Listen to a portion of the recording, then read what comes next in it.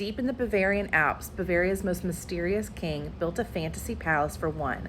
No queen, no heirs, no reality, no politics, only escape. Now, I've already done a video on Ludwig II's Neuschwanstein Castle. Now it's time for me to introduce you to his Linderhof Palace. Linderhof Palace only has 10 rooms, which is actually kind of crazy to me because from the outside, this thing looks absolutely massive. But don't get me wrong, every single room is absolutely dripping in opulence. As you can see here, everything is covered in gilded golds. There's Greek mythology paintings everywhere, ornate chandeliers, and these beautiful chevron floors. There's only one bedroom, only one place setting at the table, and this is all because Ludwig never meant to share this place with anybody besides himself. He truly designed this place along with his two other residences to escape the world and to escape reality. He wanted basically no human contact. His servants were not even allowed to look at him. Like in Neuschwanstein Castle, his dining table in the palace here was actually lowered also onto a pulley system where his servants would place his dinner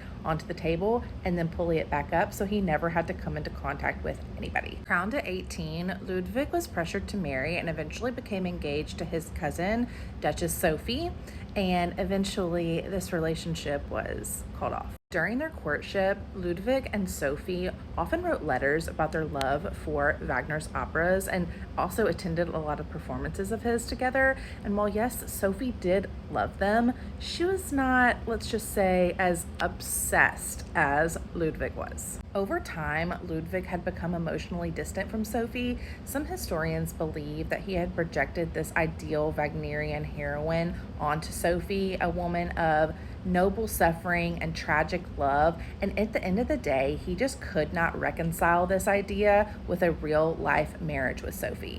And part of the reason can be attributed to the widely held belief that Ludwig was in fact gay. It is noted that Ludwig had several close relationships with several different men, and also his diary entries reveal that he really struggled with his Catholic faith and also his sexuality. So while it has not ever been definitively determined that he is in fact gay, there is strong evidence to support it, and I'm just gonna say good for him. Good for him. If he felt these inclinations and he felt that he had these desires, I am so happy that he chose to call off his marriage with Duchess Sophie, because it would not have been fair for him or for her. So go Ludwig, kudos to you for staying true to yourself.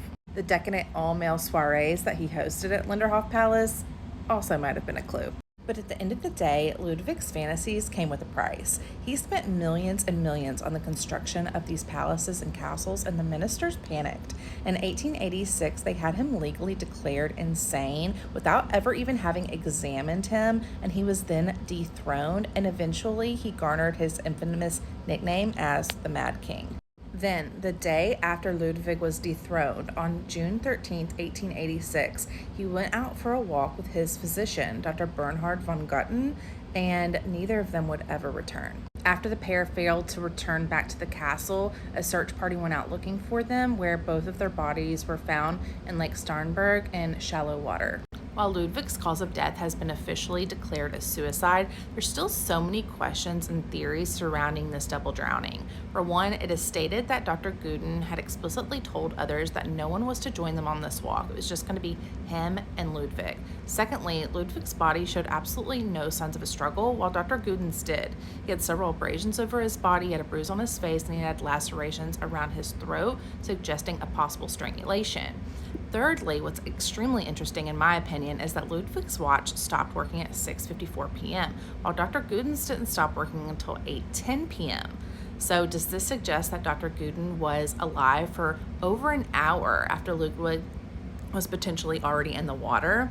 There's so many interesting theories. I definitely encourage you to do your own research, because who knows what actually happened here. In 1876, Ludwig wrote a letter to an actress that stated, "I will always remain a mystery to myself and to others," which I think is just so surreal and poetic, because little did he know how much of a mysterious legacy he would truly leave on the entire world.